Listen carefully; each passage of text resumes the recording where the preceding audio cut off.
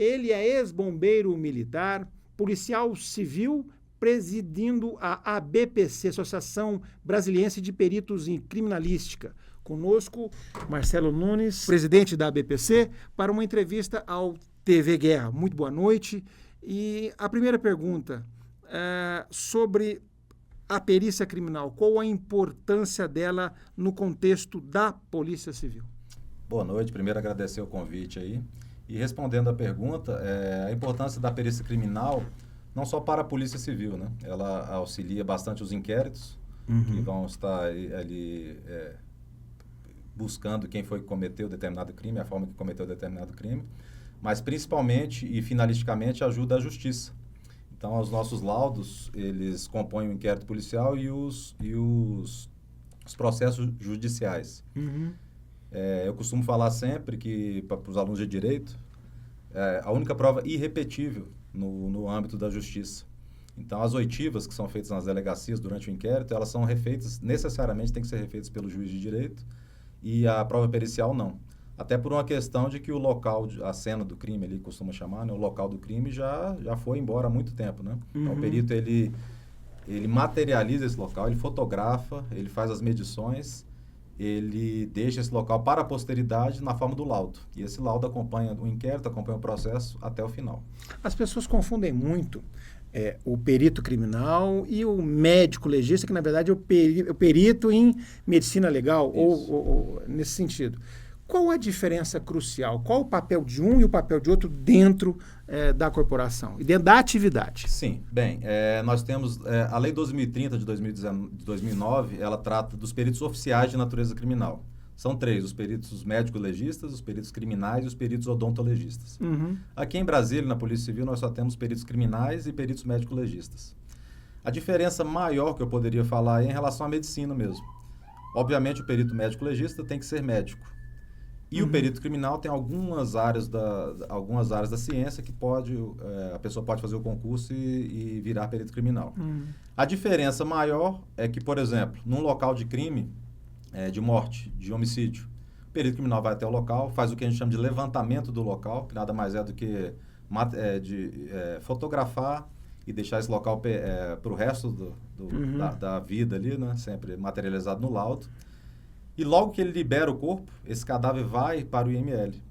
No IML, o perito médico-legista, ele faz a necroscopia, ou a necrópsia. E nessa necrópsia, ele vê internamente no cadáver, principalmente a causa-morte. Só ele que pode... Só ele que pode. É um ato médico, e ele pode abrir o cadáver e verificar essa causa-morte. Isso se chama o exame necroscópico. No exame perinecroscópico, que é no exterior do corpo, tanto o perito criminal quanto o perito médico-legista fazem esse exame. O perito criminal no local e o perito médico-legista já dentro do IML. E há muita troca de figurinhas, a gente poderia dizer assim.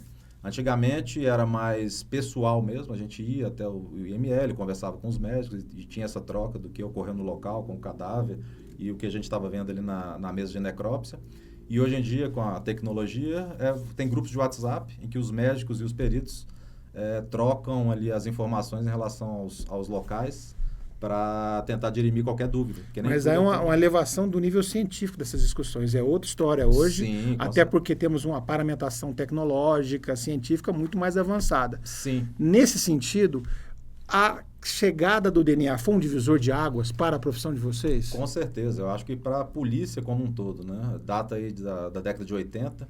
Então, antes da década de 80, por exemplo... Era uma dificuldade danada. Para você apontar com um fluido biológico, para você apontar quem era o autor, era impossível.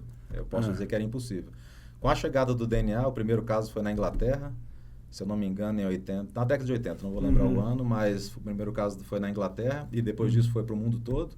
Hoje em dia a gente consegue apontar com uma fidedignidade assim, praticamente absoluta. Né? Ou seja, a chegada do DNA também acabou com aquelas interpretações criativas, digamos assim, dos acontecimentos. Sim, também, né? Eu acho que não só o DNA, mas como a ciência está evoluindo, está sempre em constante evolução, ela auxilia a gente ter um determinismo maior, né? E você não tem nada tão criativo ou, eu acho, né? Do achismo e às vezes, antigamente, muita coisa ia pelo testemunho. E o testemunho, a gente sabe que é muito falho, né? Então, a gente confia muito mais hoje na ciência do que no testemunho. É óbvio que se o testemunho ele se coaduna com o que a ciência trouxe ali, é até bom, né? Que você tem duas provas. Mas muitas vezes o testemunho é totalmente contrário à ciência e não é muito, né, eu costumo falar, né, às vezes não é doloso, é culposo mesmo, a pessoa tem uma falsa memória, ou pensa que viu, ou foi induzida a falar algum tipo de coisa, e a gente tem que confiar muito mais na ciência, cada vez mais. Existe uma imagem construída até pela televisão, pelo cinema, né? Tipo aquele CSI, aquela coisa, é quase que romantizada, glamourizada. Sim. Vamos lá, para quem sabe sobre perícia criminal, tanto quanto quem é um fã de séries criminais, onde é que está o paralelo? Qual é a diferença daquele mundo, que às vezes até é romantizado, do dia a dia realmente do perito criminal? É aquela aventura, é aquela, sabe? É como se fosse uma ciência, aquelas descobertas fantásticas, ou a coisa é menos romântica do que parece na TV e nos seriados? Com certeza é bem menos romântica, né? Assim, ali são recortes da nossa profissão. Uhum. Por falar em recortes, vou fazer um recorte aqui sobre o efeito CSI, que a gente chama. O efeito CSI, quando vieram essas séries, trouxe muito esse olhar para a criminalística, né, para a perícia criminal. Então foi bom. Foi bom nesse aspecto. Então, assim, muitas pessoas da academia, muitos estudantes, muitas pessoas formadas, viraram os olhos para a perícia criminal e quiseram fazer concurso e hoje estão até trabalhando com a gente. Por esse lado foi bom. O lado ruim é que muitas pessoas, até operadores do direito, juízes, delegados, promotores, veem a série e acham que a gente pode fazer daquele jeito ou naquela velocidade. E não é assim que funciona. Muitas coisas não são da forma como são na série, porque tem Às vezes o episódio final demora, né? O episódio final, às vezes, demora meses ou anos, né? Dependendo como como a gente falou do DNA. Do DNA... A série vai ter que ser renovada, Vai ter que ser renovada, né? Então, assim, a gente não consegue, às vezes, dar uma resposta tão imediata. Uhum. E muitas coisas que apresentam na série, muitos equipamentos e tal, realmente até inexistem. Mas muitos também existem, a gente consegue dar essa resposta. Né? Então, de certa forma, a explosão a popularização do assunto por meio do cinema, das séries, do streaming e tal, isso acabou ajudando a dar visibilidade para essa profissão minuciosa, de minúcias de vocês. É isso? Com certeza, assim, o efeito CSI que a gente chama foi muito bom no final das contas, porque a parte que foi penosa para nós, né? Mas vocês não conseguem fazer, está demorando, mas a gente tem como explicar. Mas pelo menos começou a dar essa visibilidade. Então, com a visibilidade, você, como eu falei, atrai pessoas interessadas para a carreira, né? E você consegue até um olhar melhor do poder público, né? De, poxa, existe... Valorizar-se do perito. Isso, é muito bom, é importante. Então, vamos valorizar, né? A profissão ficou mais valorizada. Nesse aspecto, a profissão hoje é valorizada? O perito criminal hoje é um profissional valorizado? Não só no status dentro da corporação, mas mais do que isso, financeiramente falando, ele é um profissional bem pago? Como é que funciona isso? Sim, assim, posso falar por Brasília, sim. Em muitos estados, em alguns estados ainda eles estão galgando aí, buscando essa melhoria salarial. Mas é uma profissão valorizada, assim, não tem... Há uma paridade com os outros policiais civis? Como é que funciona? Sim, na Polícia Civil do DF, isso muda de estado para estado. Na Polícia Civil do DF, os cargos de delegado, perito médico legista e perito criminal é o mesmo salário. Então é bom. É um bom salário. É um bom salário. E assim, as condições de trabalho são boas. Com material, equipamento. Sim, melhorou muito por causa por conta do efeito CSI. Quando eu entrei, a gente tinha algumas deficiências muito grandes. Hoje em dia está bem melhor. Se houvesse um ranking das melhores, ou das... Não vou dizer melhor para não fulanizar, sim, mas que tem os melhores equipamentos, a melhor estrutura no Brasil, qual é a posição do Distrito Federal? É muito difícil falar isso, porque primeiro que eu teria que conhecer os 27 estados, eu não conheço a realidade. E eu já percebi com meus colegas de outros estados que a gente tem os olhos estão muito voltados para interno, né? Para a gente, né? A gente não sabe muito da realidade dos outros. O que eu já percebi é que melhorou muito em nível nacional. Em nível nacional. Antigamente, até Brasília, ainda estando ruim, era muito diferente dos outros estados, muito melhor do que os outros estados em nível de materiais e tudo mais. Mas tem melhorado muito. Eu acho que, não sei quando foi criada a Senasp, no Ministério da Justiça, Mas a Senasp fez um trabalho bom de disseminar. Acaba sendo até uma exigência legal, né? Também. Para fazer justiça, você precisa fazer justiça de uma forma milimétrica, correta. Com certeza. E o promotor e o juiz de um estado vê, por exemplo, vamos evidenciar, está funcionando em Brasília porque a perícia aqui não pode funcionar desse jeito. Eu preciso do mesmo resultado, né? E aí acaba tendo investimento do governo, do estado naquela. E como é que funciona a diferença? Porque a gente estava conversando aqui antes de começar, que existem as polícias científicas, que estão desgarradas da Polícia Civil por uma série de diferenças de nascedouro, de origem e tal, e aquelas que integram, né, a Polícia Civil, como é o caso do DF. Explica pra gente essa diferença para entender, porque alguns estados a Polícia Civil ela já tem incorporado aos seus quadros os peritos, e em outros não. Por quê? Eu vou dar um exemplo antes, voltando um pouquinho antes, eu fui bombeiro militar também, e os corpos de bombeiros, com exceção do Corpo de Bombeiro do Rio de Janeiro e do DF, quando migrou para cá, todos os corpos de bombeiros eram apensados ou dentro das polícias militares. Então, o bombeiro militar, na verdade, era um policial militar, como ainda é hoje em São Paulo. E São Paulo foi o único estado que ficou assim. Todos os corpos de bombeiros, na Constituição de 88, foi criado o Corpo de Bombeiros, separado da Polícia Militar, e todos eles, com exceção de São Paulo, saíram dos corpos de bombeiros e procuraram a sua autonomia. As polícias científicas estão nesse caminho, estão trilhando o caminho que o bombeiro fez aí há 40, 30 anos atrás. O que isso melhora para as polícias científicas? A autonomia, principalmente a autonomia orçamentária. Porque uma vez que o dinheiro, a verba vem para uma instituição só, por exemplo, para a Polícia Civil, não que a Polícia Civil não invista na perícia, igual eu falei aqui antes, a gente tem um salário bom, a gente tem equipamentos bons atualmente, mas poderiam ser melhores se nós mesmos gerenciássemos esse dinheiro. Então, quando o dinheiro vem, e quando o dinheiro vinha para as polícias militares, imagina assim, um coronel da Polícia Militar, comandante de uma corporação. Ele vai ficar entre comprar 500 ou 1.000 ou 10.000 armas e viaturas, ou uma escada Magiros, que custa milhões de reais. Ou um carro de bombeiro, que era o Auto Bomba Tanque, que custa também milhões de reais. É uma escolha de Sofia. É uma escolha muito difícil. E para ele, que é formado como policial militar, ainda que sendo gestor... Da tendência. A tendência natural a comprar as armas, ao invés de comprar uma escada Magiros, por exemplo. Então, os bombeiros eram sucateados, né? E hoje melhoraram muito. A polícia científica, da mesma forma. Os nossos equipamentos são muito caros. Um microscópio eletrônico de varredura ou um equipamento desse nível... Aí o cara tá no orçamento lá da Civil e fala, mas espera aí, não vai dar não. Pois é, custa milhões. Eu vou precisar ter mais viatura, vou pôr mais viatura na rua. Mais colete, mais armas. E aí eles esperam. Aí vocês ficam esperando. E aí tá o juiz e o promotor exigindo e vira aquela... Então, é uma luta da BPC? É uma luta da BPC e da nossa Associação Nacional, a ABC também. Você pediu para explicar como é que era, né?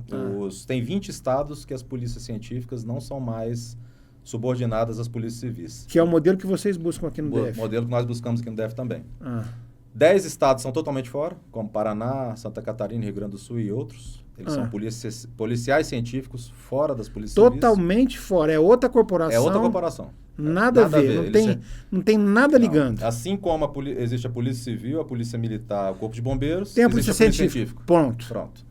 E outros 10 estados, eles são dentro das polícias civis, mas com autonomia. Aí o grau de autonomia varia de estado para estado. Mas ainda assim, eles são subordinados ao comandante ao diretor da Polícia Civil. Como eu falei, muitas vezes varia. No Maranhão, salvo melhor juízo, no Maranhão, eles não têm subordinação alguma, mas são policiais civis. Em outros estados tem subordinação. Outros estados têm uma determinada subordinação. Na verdade, o caminho é a unificação. O caminho é a autonomia, né? O caminho é a autonomia e... Unificação dessa autonomia. Desses modelos, o caminho é essa. Atualmente, a gente tem a PEC 76, de 2019, que foi proposta pelo senador Antônio Anastasia. Ela tá em votação, ela já passou pela CCJ por unanimidade, que os senadores entenderam a importância da polícia científica, a importância de ter uma polícia científica autônoma, e é uma tendência. Estando a polícia científica prevista na Constituição, os estados que ainda estão com as perícias dentro das polícias civis vão optar ou por permanecer na Polícia Civil com determinada autonomia ou em migrar para a Polícia Científica. Existe algum Olimpo da Polícia Científica no mundo? Posso falar, nossa, eu vou lá visitar porque esses caras são os melhores do planeta. Existe? É por áreas. Entendeu? Por exemplo, assim, a parte de explosivos, incêndio, muitas vezes na Espanha. A gente faz cursos na Espanha. Então, e por que a Espanha? Tem alguma coisa com a história da Espanha? Separatismo do País Basco? Eu acredito que tem muito a ver com a parte de terrorismo. Porque tem aquela questão do norte da Espanha, dos bascos, aquela coisa toda e tal. Então vai muito por área, assim, não tem assim, uma perícia que você fala assim, pô, essa perícia é boa em tudo, não. E aí cada lugar do mundo é bom em uma coisa, vamos dizer assim. Mas assim, o Brasil e Brasília, principalmente, a gente não perde para muitas polícias. A gente recebe muita visita de perito do exterior. E eles falam exatamente isso que eu falei. Falam, não, vocês estão no nível aqui muito bom. Mas vamos lá, para derrubar mitos ou para derrubar falsas impressões. Por exemplo, a polícia criminal ou científica americana, por exemplo. É porque lá cada estado tem uma... Que eu ia falar. Lá é mais ainda, porque lá é uma verdadeira federação. Exatamente. Né? É muito... Lá de polícias. É impressionante. Tem mais de 1000 polícias diferentes nos Estados Unidos. Então, imagina de polícia científica. E o modelo de polícia científica varia de condado para condado, né? É muito complicado. Não dá para você... A gente vê isso até, inclusive, o efeito CSI. Né? Quando você vê o CSI em Miami, o CSI em Nova York, é diferente. Até porque lá tem essas peculiaridades. Tá, mas, por exemplo, você vê uma agência... sei lá, uma agência de inteligência. Ela tem a sua polícia científica, ou tem seus peritos científicos. Aqui, por exemplo, não tem como você colaborar como policial, perito como criminal, colaborar com a ABIN, por exemplo. Ou existe essa possibilidade? Olha só. Existe esse intercâmbio ou não? Ou o ciúme vem antes? Não, a primeira coisa. O Código de Processo Penal, no artigo 158 e seguintes, ele determina e diz que quem faz perícia são os peritos criminais e os médicos legistas. Para qualquer órgão? Quem faz a perícia criminal oficial são esses servidores. Mas, por exemplo, a ABIN está envolvida numa investigação que, por cargas d'água, aparece a necessidade de uma perícia. Aí convoca-se? Ela possivelmente vai pedir para a Polícia Federal, que também tem o corpo de peritos, né, do Instituto Nacional de Criminalística. Entendi. Que é diferente do de vocês, evidentemente. Ou não? É muito parecido, né? Inclusive, é muito parecido. Mas é outro concurso. É outro concurso. A diferença lá, interessante até, é que só tem o cargo de perito criminal. O médico legista, ele faz o concurso para perito criminal, trabalha na área médica dentro da perícia criminal. Lá na PF. Lá não tem perito médico legista federal, não existe isso. É perito criminal. Entendi. Ele também é perito criminal. Então, eles têm o corpo de peritos criminais deles. Mas que fazem mais ou menos o que vocês fazem. Mais ou menos o mesmo trabalho. Muda um Equipamento, pouco. É muito parecido. Muda um pouco, por exemplo, porque nós temos a perícia de trânsito. Os acidentes de trânsito aí, que tem homicídios no trânsito, e crimes de trânsito.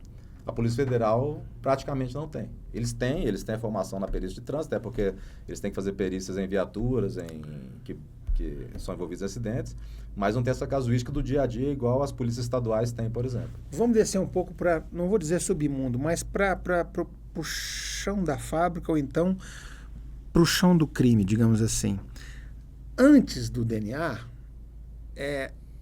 naturalmente se dava mais aso ou margem ou possibilidade de imposição de conclusões investigativas. Olha, conclui por aí, porque eu acho que é isso.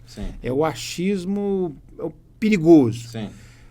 Com o desenvolvimento das tecnologias, disso tudo, essas possibilidades elas foram mitigadas. Hoje, uma investigação criminal feita por um perito criminal, dificilmente ou quase de uma forma impossível, ela vai pender para um lado político ou coisa parecida. Isso é muito interessante essa pergunta. Olha só.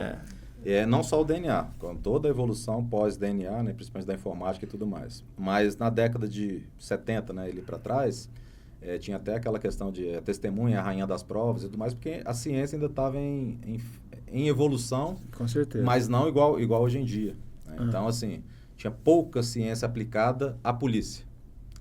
E aí, realmente, a testemunha era a rainha das provas. No momento em que veio o DNA, que a ciência evoluiu mais, que a informática evoluiu mais, hoje em dia, uma investigação e um inquérito e até um processo judicial que não estiver amparado pela ciência e pelos laudos, é muito difícil. Você praticamente não vê isso. Então, por isso que a gente até é muito demandado. Demandado, eu acho que fica mais seguro para vocês também, né? Porque, olha, ninguém vai invocar... Não, peraí, não tem jeitinho aí. Não tem jeitinho. Não tem jeitinho. Não tem jeitinho. E eu lembro que uma passagem interessante, lá nos idos dos anos 70, começo dos anos 70, um perito criminal que foi diretor do nosso Instituto de Criminalística, ele houve essa pressão de um político do Distrito Federal para ele alterar um laudo, e ele se recusou a alterar o laudo saiu do jeito que tinha que sair, e ele pediu demissão. Ele falou, não vou ficar mais na profissão em que, né, a política está atuando tão em cima. E ele pediu demissão, e até contei esses dias para algumas pessoas, e as pessoas falam assim, pô, interessante, porque é a imagem que a gente tem da perícia até hoje, que até parece assim, manipulável. Não, parece que é quase incorruptível, né? Que vocês dizem o que tem na ciência. E assim, a impressão que se tem, pelo menos no que a gente está desenvolvendo aqui na nossa conversa, na nossa entrevista, é que hoje esses espaçosos ficam mais receosos. Não vai dar mais para eu chegar lá e pedir um laudo, porque tem cruzamento de dado, pesquisa, DNA, ciência. Não dá para você mudar cálculo de molécula, esse tipo de coisa. Não tem jeito. É muita coisa para mexer. Então, assim, nos meus 23 anos de perícia, eu nunca vi ou ouvi dizer de um caso de corrupção, de laudo que foi vendido, que foi alterado. Laudo forçoso ou forçado. Nunca ouvi, nunca. E a tendência é cada vez menos, né? A tendência é cada vez menos. E assim, no caso pessoal meu, eu fiz um local que tinha 3 cadáveres, uma mãe e 2 filhos. É um assassinato? Não, então, o local era esse. 3 cadáveres, dentro da casa deles. As crianças em cada um em sua cama e a mãe na cama dela, cama de casal. E quando eu pisei no local, a polícia civil já tinha chegado, o delegado estava lá, e o delegado já falou para mim assim, ó, esse local aqui é um triplo homicídio e a gente já suspeita quem foi. Eu falei, tá.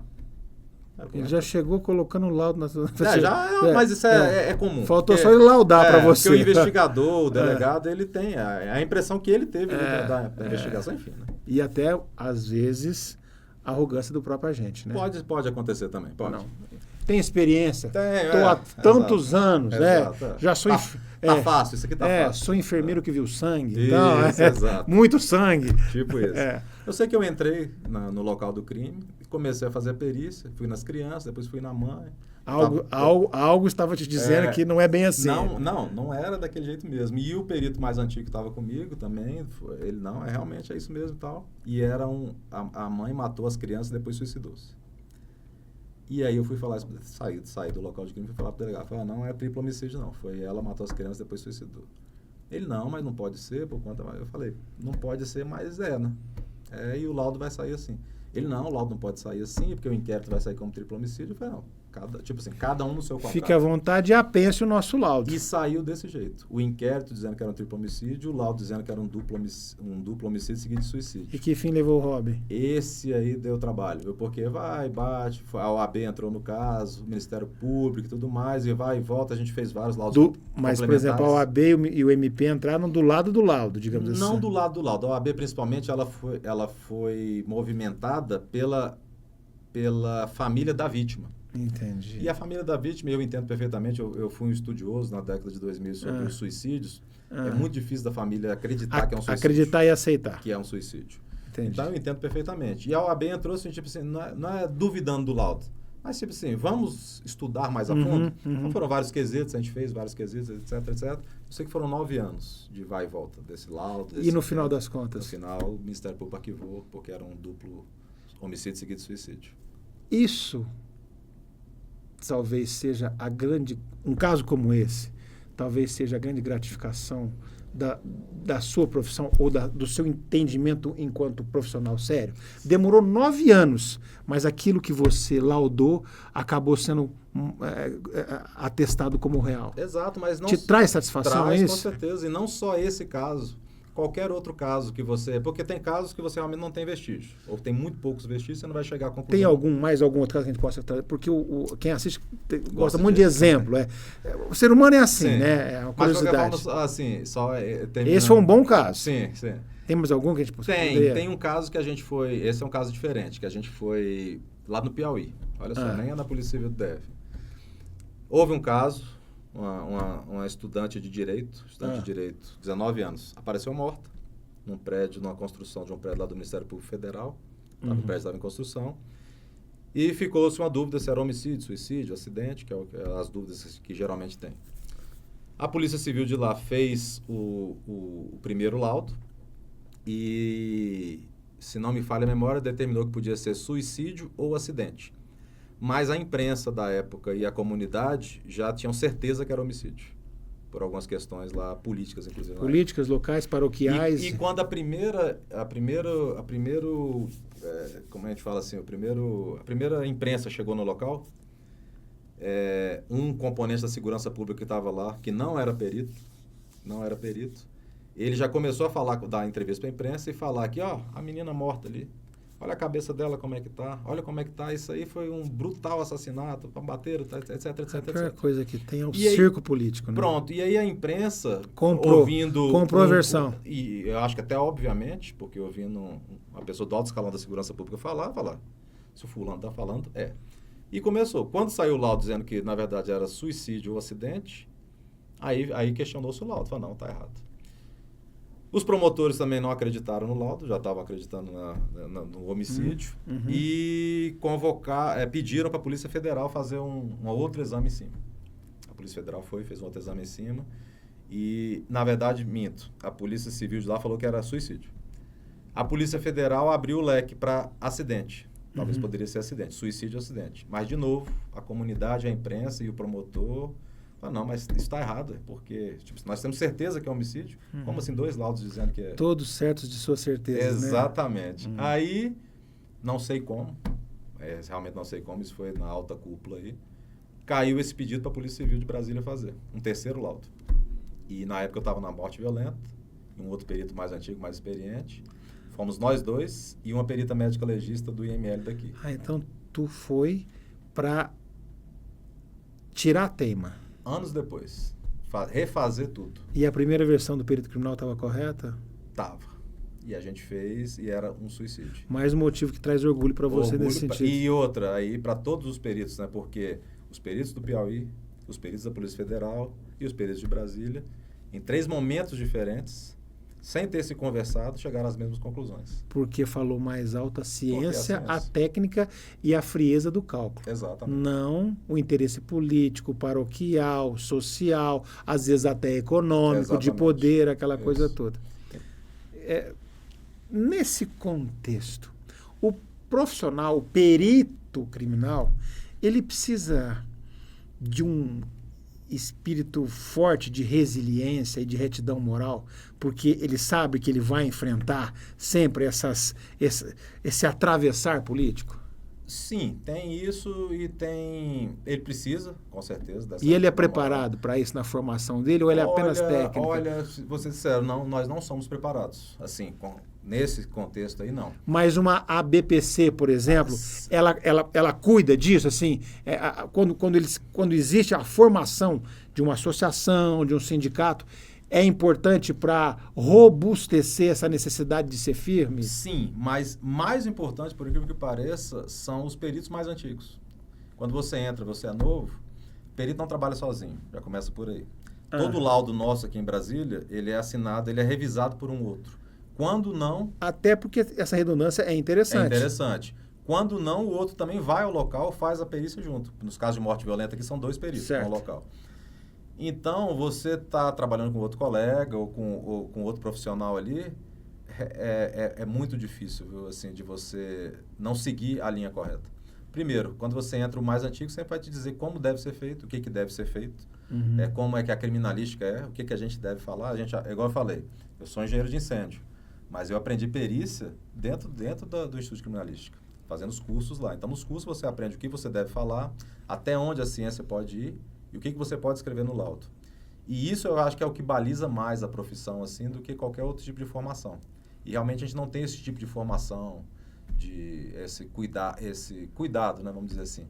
Mas os peritos, por incrível que pareça, parece que é uma cultura da instituição, do Instituto Criminalístico. Nesse contexto, como é que fica? Vamos lá. Nós temos também a questão dos peritos midiáticos, né? Tem peritos em diversas áreas, de som, de corpos. Ou não. Aí você na época do assassinato do PC Farias, anos 90, entra um perito, depois entra outro, e aí não, mas esse perito ele é renomado, ele escreve artigos para as páginas amarelas de Veja, da entrevista, tem que acreditar nele, não é bem assim a história, né? Tem sempre uma bala mágica que percorre aí, ela faz uma curva que ninguém entende, ela chega lá no peito do cara, né? Mais ou menos isso, que nem a bala que matou o Kennedy, né? Sim. Mas vamos lá. Então, assim, ele tem que ser, na alma dele, um perfil discreto e absolutamente técnico, ou ele, às vezes, não resiste, como qualquer ser humano, aos holofotes e passa a ser midiático? Quando ele se torna um perito midiático, ele perde um pouco do centro, ele fica... Porque o cara que é centrado na técnica, ele trabalha... atrás das câmeras, quieto, fazendo cálculo, analisando. Aí o período midiático parece que ele se expõe e acaba, em algum momento, pelo menos é o que a gente nota como jornalista, que todos os peritos de uma área ou de outra, Molina, por exemplo, né? Então, assim, acaba sendo, não quero fulanizar e nem dizer que, mas enfim, em algum momento da vida, essa exposição vai acabar atrapalhando. Qual que é a recomendação, por exemplo, de um presidente de associação como o senhor? Olha só, primeiro, a grande parte desses peritos que você falou não são peritos. Eles são o que a gente chama de assistente técnico. O perito, como eu disse na lei 2030, só tem 3. É o perito médico-legista, o perito criminal e o perito odontologista. É a mídia que chama de perito. A mídia que chama de perito. Ele é assistente técnico. Coloca ele no altar da perícia. É porque o nome perito, às vezes, traz uma credibilidade, um carimbo ali, né? O perito. Então, chama de, eles falam, o assistente técnico fulano de tal. Tipo, o que é? Mas ele, tecnicamente, é um assistente técnico que não faz laudo. Os peritos oficiais de natureza criminal fazem laudos. Então, esses que a gente vê na mídia, assim, quase 100% das vezes não são peritos. Se você Curioso isso, se né? você Curioso. for rememorar aí... E a população, às vezes, confunde. Chamou de perito, é perito. Pois é. Se você rememorar aí, tentar buscar na sua memória, você não vai ter um perito criminal, um perito médico dando entrevista. Deixa eu lembrar, Badam Palhares. Tá, o Badam Palhares. Você falou, Palhares. Que é a exceção. Toda regra tem exceção. Vamos lá. Tá? Mas assim, tirando, dificilmente você vai ter. Agora, peritos, assistentes técnicos, tem toda hora. O que é o assistente técnico? É aquele profissional contratado pela parte para fazer um laudo técnico. Um laudo técnico, um estudo científico ali. Que pode ser enviesado ou não. O perito criminal, o perito médico-legista... O PC Farias é clássico. É clássico, exatamente. É clássico. Pronto, é um que é clássico. É clássico. Exatamente. Já o perito criminal, o perito médico-legista, não. Nós não somos contratados pela parte. Eu vou num local, inclusive se eu for a um local... eu fui num local que tem um inimigo mortal meu, um amigo pessoal, eu nem posso fazer perícia nesse local. Vocês consideram... como é que é o nome? Não é inapropriado. Suspeito. Né? Suspeito para aquele caso e tem que passar para outro perito. Então, o viés nosso é científico, não é de amizade. E aí você perguntou assim, qual a orientação que a gente dá? Qual o perfil? A BPC considera um bom perito aquele que? Isso, não só a BPC. A BPC, a própria polícia, o próprio Instituto Criminalístico, a gente entra novinho, primeira coisa que a gente ouve, não dê entrevista, não fale. E às vezes até a imprensa não entende muito isso, você está no local de crime, o repórter quer, fala, você, cara, não vou falar. Até porque eu também não sei. Você não vai se comprometer porque você vai fazer uma série de estudos sobre aquilo lá, cruzar informações, depende de resultados laboratoriais, aquela coisa toda. Então tem muitos locais que você sai do local, você ainda não sabe exatamente o que aconteceu, porque depende de resultados laboratoriais. Então você não vai dar entrevista. E muitas vezes, mesmo depois de anos ou meses, o perito do local não dá entrevista. Muitas vezes quem dá entrevista é o diretor, é o chefe, é o presidente da associação, para blindar o perito. Então eu falo do meu local aqui, sem eu ter estado no local, vendo o laudo, e eu posso falar coisas técnicas. O perito criminal que foi ao local, que fez o exame, eu nunca vi. Aqui em Brasília eu nunca vi. Esse é o perfil correto, então. O melhor perfil. É o que você Low falou. profile. Exatamente. Ele tem que ficar atrás perfil discreto. E fazendo o trabalho dele. Foi seduzido ali. Você falou pelos holofotes. Interessante, a sedução, né? Assim, a gente aprende, essa palavra que você falou... Matou a profissão. Por que eu lembrei? Porque há 25 anos, quase isso, quando eu estava fazendo academia de polícia, falava exatamente, não se deixem seduzir pelas câmeras da imprensa, pelos microfones. Porque vai virando um palco, um espetáculo. A gente aqui do lado, querendo resultado ou querendo resposta, quanto mais incrível for a resposta, Sim. quanto mais manchete, e aí isso pode comprometer até a compreensão do todo, real do que está acontecendo. O perito criminal é um sujeito, não vou dizer das sombras, mas é um sujeito das coxias.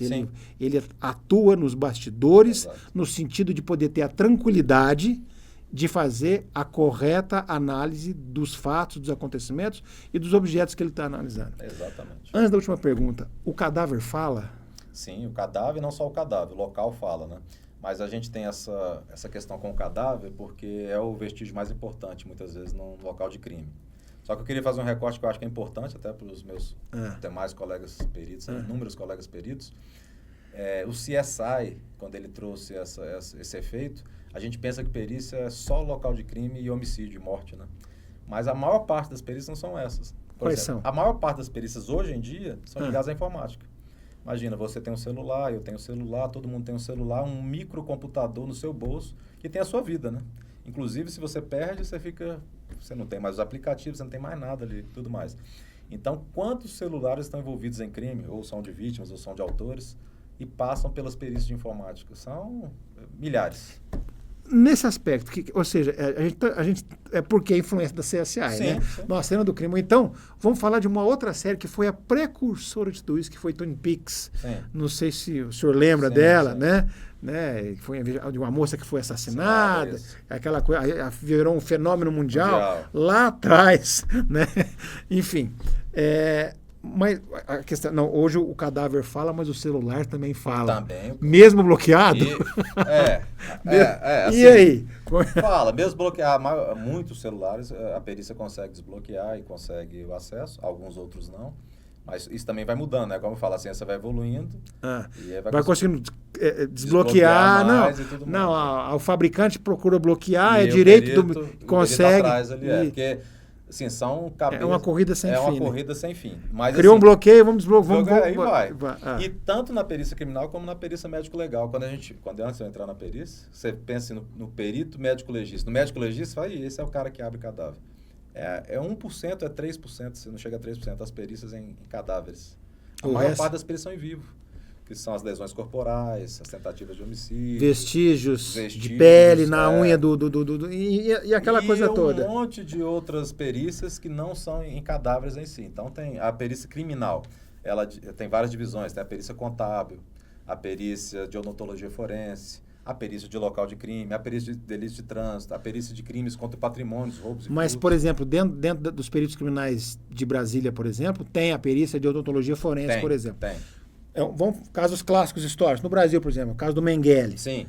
A questão odontológica foi muito interessante e muito importante. Exato. Lá atrás, anos 40, né? A identificação do cadáver de Hitler também teve a perícia ali. Exato. Não tinha aquele desenvolvimento todo, mas pela arcada, enfim, depois foi para o museu em Moscou, aquela coisa toda, enfim. Então, todas essas características, elas são presentes, sim, necessárias e cada vez mais desenvolvidas. Cada vez mais desenvolvidas. A odontologia forense desenvolveu tanto que nessa lei 2030 que eu falei, é previsto lá que o perito odontologista é um dos peritos. Tem o perito criminal, médico legista e odontologista. Por conta dessa questão de... Ou seja, se tem... Às vezes você consegue solucionar o crime por uma arcada. É isso? Por arcada, exatamente. Principalmente identificação, né? Porque se chega um cadáver, é simplesmente um cadáver, um esqueleto. Para você começar uma investigação, você tem que saber quem é o cadáver. Às vezes não tem tecido nenhum ali mais. Muitas vezes não tem tecido nenhum. É só os ossos, só o esqueleto mesmo. Já está em esqueletização. Aí entra o pessoal da antropologia. Tem os médicos legistas da antropologia forense do IML e os peritos criminais odontólogos que fazem esse trabalho. Para tentar identificar primeiro quem é o cadáver. É uma ciência fascinante. Com certeza. E outra coisa... Porque eu sinto quando o senhor diz que entusiasmo na hora de falar. E assim, é um local, o Instituto de Criminalística, o Instituto de Pesquisa de DNA Forense, que são onde os peritos criminais mais trabalham ali. Cada sessão que você muda é um emprego novo. Então, por exemplo, eu fui muitos anos da morte violenta, era um emprego. Quando eu fui para o meio ambiente, sessão de engenharia legal e meio ambiente, era como se eu tivesse passado num concurso novo, num emprego novo. Ou seja, essa inovação constante, contando com o próprio desenvolvimento das necessidades, acabam te reintroduzindo na profissão com aquele incentivo, com aquela pegada inicial. Tipo, para você não ficar, poxa, eu tô enjoado disso aqui, eu não aguento mais isso. Enjoar, porque você está sempre aprendendo uma coisa diferente ou atuando numa área diferente. Também, isso. E assim, a profissão já é interessante. Com certeza. Você ir numa cena de crime, num local de crime, e ver o cadáver falando para você e o local falando e chegar numa dinâmica, dizer o que aconteceu ali, já é interessante. Qual é o orgasmo do perito criminal? É a hora que ele chega e fala, achei. Pronto, é isso. Chega a questão que chega a ser orgásmica, né? Fala, poxa, sim, eu consegui. Isso. Achei, te peguei. Por exemplo, uma pessoa foi alvejada por um tiro e um projetil transfixou a pessoa. Você vai procurar esse projetil. Um local é fechado, você vai achar. Ou se o local é aberto, é que você vai procurar. É tão orgásmico isso, e às vezes é tão... Do outro lado, não orgásmico, por exemplo, tem um local que eu lembro no Vicente Pires, que o camarada tomou um tiro no olho e atravessou a transfixou. Era um motorista de táxi e os caras estavam cometendo ali, enfim, um roubo. E um latrocínio. Evoluiu para um latrocínio. E eu procurei esse projetil semanas. E voltava, passava. E até hoje eu não encontrei. Então, um negócio que fica... Eu não esqueci esse local até hoje. Por conta disso? Por conta de não ter achado o projetil. Eu sei a dinâmica, eu sei de onde partiu o tiro, para onde ele foi, mas o local era aberto, era uma via pública. Não achou e até hoje. Eu não achei. Então eu fico assim, poxa vida. Faltou. Faltou. É frustrante. É frustrante, tá vendo? Mas eu digo assim, quando você cruza os dados de um laboratório ou de uma pesquisa que você faz com substâncias ou algo parecido, ou cruzamento de dados no celular, poxa, eu encontrei. Encontrei, ou... Ele é o culpado, tipo assim, isso está sinalizando. Sim, e como a gente falou, você sai de um local, de uma perícia, você não sabe 100%, porque tem esses exames que vão ser feitos no laboratório. Então mas você sai de lá, eu estou muito tendente a achar que é isso aqui. Entre o suicídio e o acidente, eu estou mais pelo acidente, por exemplo. E aí começa a vir os exames e tal, e corroborar a história do acidente. Realmente eu estava certo. Quer dizer que na verdade, é um universo, aí nós vamos até fazer um contraponto ao início da conversa, sim, né? É um universo talvez até muito mais para quem está lá dentro, vivendo dentro do seu profissional, talvez até mais entusiasmante do que você assistir o desfecho de um episódio de CSI. Muito mais. É muito mais. Muito mais, né? Muito mais. Você está com a mão na massa ali, né? Assim, você está desvendando, né? E depende de você... E muitas vezes depende de estudos, de coisas novas que você vai ter que aprender. Mal comparando, é como se você fosse um paleontólogo fazendo uma escavação e achasse, sabe, um arqueólogo. Não é mal comparando. Achasse uma ossada de uma criatura que ela viveu aqui, mas nunca conseguiu. Aí você acha, ou aquela tumba, sabe? Não é mal comparando. Eu já tive essa ideia lá atrás. Falei, cara, a nossa profissão é como se fosse um arqueólogo. Essa semana passada, eu não sei se o senhor chegou a ver, tinha um biólogo que encontrou uma planta numa floresta, eu acho que foi na Ásia, e essa planta ele procurou durante 13 anos. 13. Sabia que existia, sabia que ela era uma planta que florescia em determinado horário da noite. Aí na hora que ele achou, ele começou a chorar. Ele chorava que nem uma criança. Porque ele se emocionou com aquele achado. Ele tem a certeza, né? E a comprovação... Então eu acho que essa emoção também faz parte da fantástica carreira dos peritos criminais. Para a gente encerrar, no âmbito do direito, crimes, violência, toda sorte de monstruosidades que podem ser praticadas pelo ser humano, que fazem parte, inclusive, da história do ser humano. Sim. Inclusive guerras, né? Muito bem, crimes de guerra, aquela coisa toda. Valas comuns. Onde se situa e qual o papel da perícia criminal? A perícia criminal, ela começou, inclusive... No âmbito do direito. Sim, no âmbito do direito. Ela começou, inclusive, até com a medicina legal, lá nos séculos passados, para dar essa resposta para os juízes de instrução e os juízes de direito, nós estamos falando de direito aqui, para aquelas perguntas que eles não sabiam responder. Se o feto estava vivo ou se foi abortado, se a pessoa foi morta ou se foi um acidente. Então, começou-se assim até essa evolução de hoje. Então, no âmbito do direito, e cada vez mais, assim, se tira a perícia criminal, a perícia médico-legal, né, criminalística e a medicina legal do direito, você tira a comprovação científica, né? A gente vai voltar aquele tempo do achismo, de que eu acho, de que é isso, de que é aquilo, ou de torturas, infelizmente, para a pessoa confessar, ou de um testemunho, que era um testemunho falso, um testemunho mal elaborado, e esse tempo, felizmente, já passou. A gente está, assim, esse tempo ficou para trás, felizmente. Hoje em dia, a gente está, assim, com um desenvolvimento muito bom. Obviamente, a perícia não dá resposta para tudo, nunca vai dar, a ciência está em constante evolução. Mas sem ela não haveria resposta para nada. Para nada, exatamente. No mundo do crime, não é isso? Isso.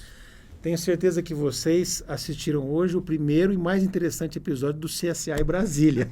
É o que realmente existe no contexto da justiça, do direito e da investigação criminal.